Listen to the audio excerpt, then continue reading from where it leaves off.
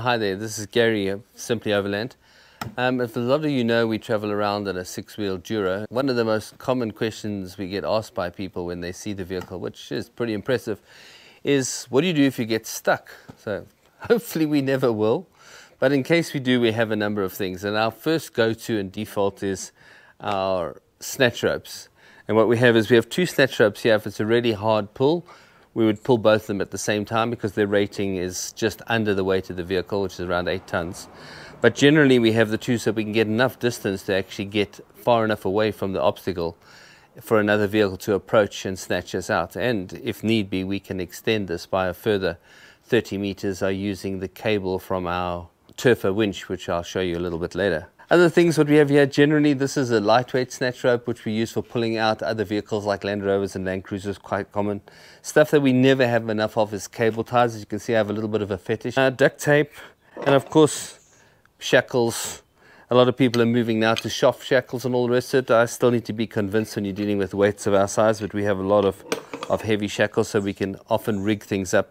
And I'll show you a little later on how we use our wheel winch to get us out, and that often has to be corrected to get a straight pull on it. Right, moving along, other things that are common, just your normal big large ratchet straps for holding things together, lifting stuff up.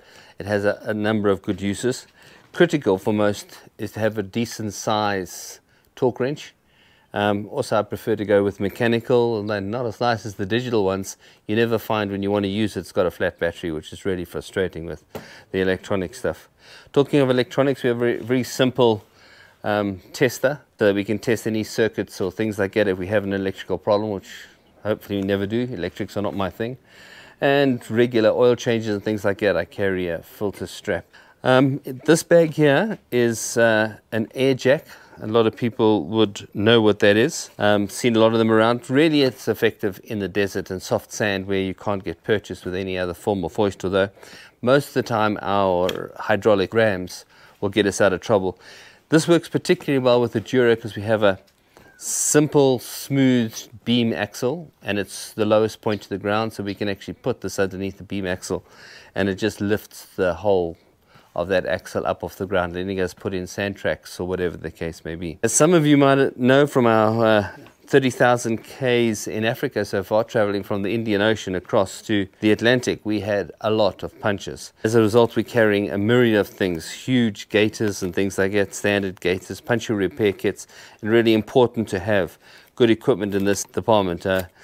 We were nearly stranded 1 or 2 times. We even had an elephant hip bone come through the sidewall on one of our tires and got a sidewall puncture, which was a problem as we already had 2 punches. So we had to make a plan with one of the tires. Unfortunately, the gaiter did a great job of holding in the air. We have a number of hoses, straps and things like that. The benefit of this, you can siphon out fuel, you can pump oil into gearbox or engine if you need to, because we carry 20 liters of all the oil we have, so it's not exactly a can that you can tip in. And being a big truck, you carry large quantities. One thing that's a bit of a pinch of an idea from Tux Trucks is the idea of taking water from any other water source. This is a Arcol filter and a small submersible pump, which we can lower into a well or put in a river or anything like that. The filter, the benefit here is it filters down to 5 microns, and it's a reusable filter in that you can take it out, clean it, reassemble it and use it. And then from here, once we get out of water, onto our hose pipe, and then if it's a long distance, we'll boost it with our normal 24 volt spare pump that we run in. So that's a big thanks to Tux Trucks on that idea. I wish I had it as compact as his, but it's not quite as good as that. Other things we carry, things like tire levers, hoses, all that type of thing. Exhaust clamps, critical if you ever have a problem, nothing worse than a rowdy, noisy exhaust going out there.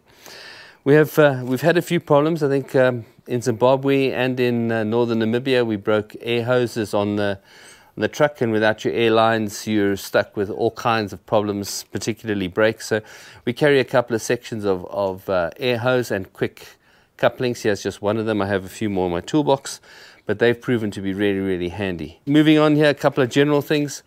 We have a collapsible ladder which lets us get access to spare wheels when we've got to change them, up onto the roof to clean our solar panel. That's actually what this is for. It's an extendable thing.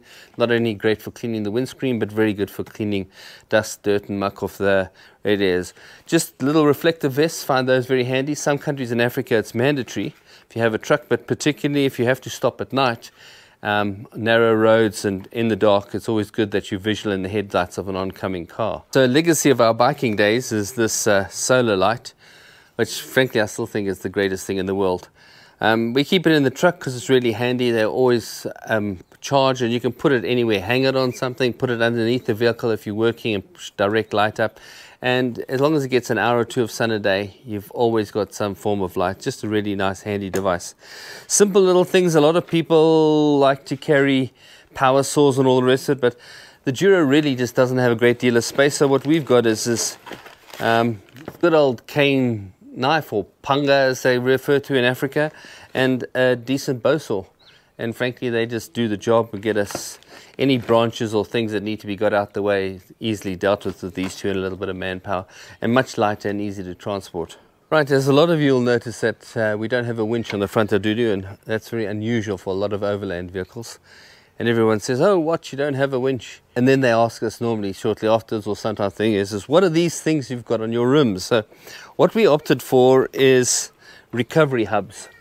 And that's basically what it is here. One of the benefits of a Duro is with the Torsen self-locking differentials, theoretically is if one wheel has traction, all wheels turn.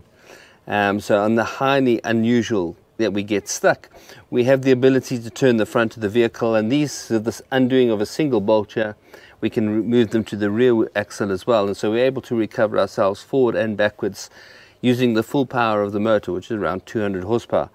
And to make this work it's very simple. It's a hub, and on the hub what we have is we have a large recovery strap. These are actually 30 meters long and rated to 4 tons.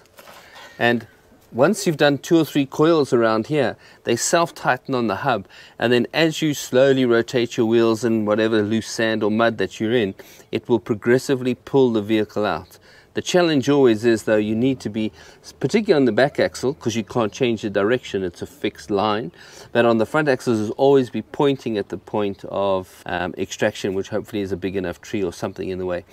If not, we are able to make up a sort of triangulation using our Tirfor Winch and Snatch blocks and things like that, but let's hope that we never get to use any of this stuff. I would hate to think of the consequence of getting a vehicle this capable stuck anywhere. Okay, when it comes to winching and things like that, what we opted for is a Tirfor winch. It's something I have great faith and belief in from my youth growing up on farms, and particularly in the military whilst in Zimbabwe. It's possibly the most handy tool you could have anywhere, really. I mean, from stretching fences to pulling vehicles out of the problem, the good old Tirfor has been around since, I think, Second World War.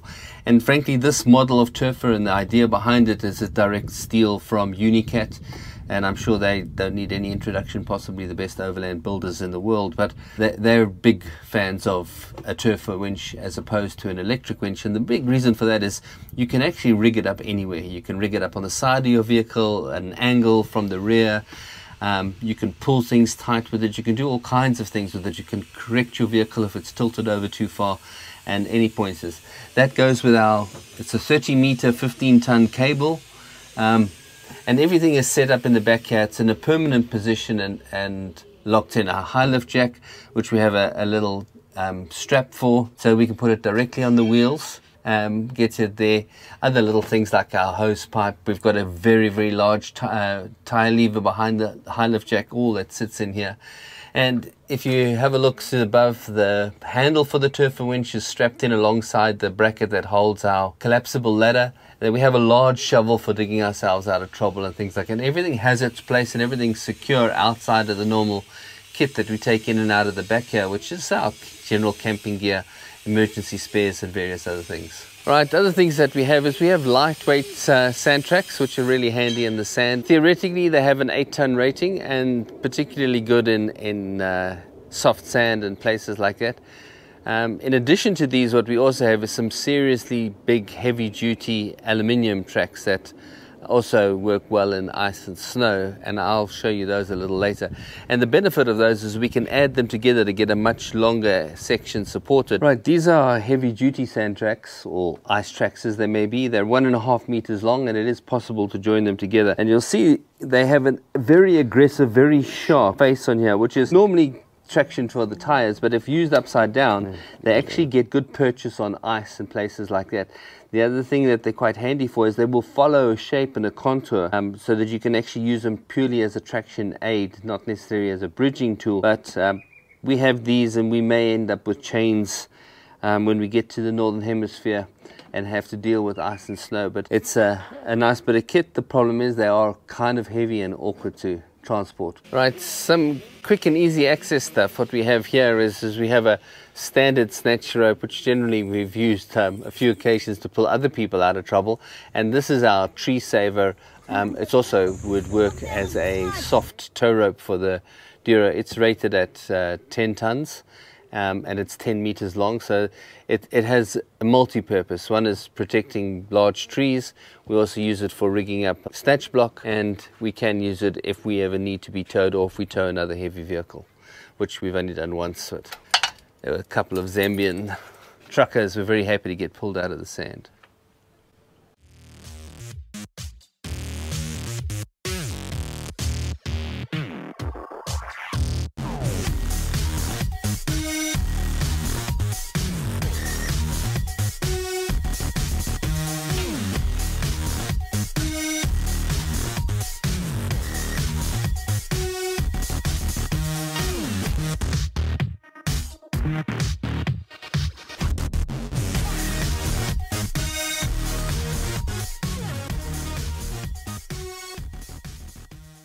Now we've got everything packed and the truck is in a ready-to-go state. We've got a number of things squeezed in the back here, but everything that we showed you yesterday will show. So some spare charcoal, the mats for our outside shower, which is above you here, clothes washing machine, a couple of things to hold soaps and shampoos and some spare oils. Behind there, as I heard yesterday, is our Tirfor Winch and all the rest of our recovery gear and our hose pipe for water. Right, so let me close this.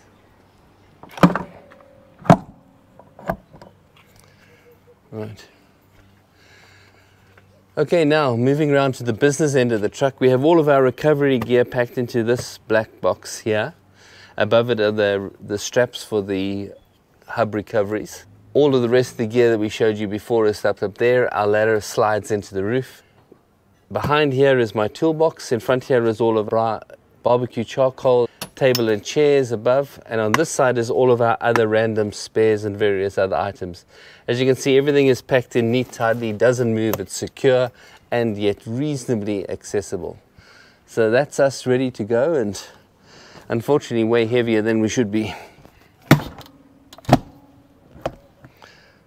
Locked and gone.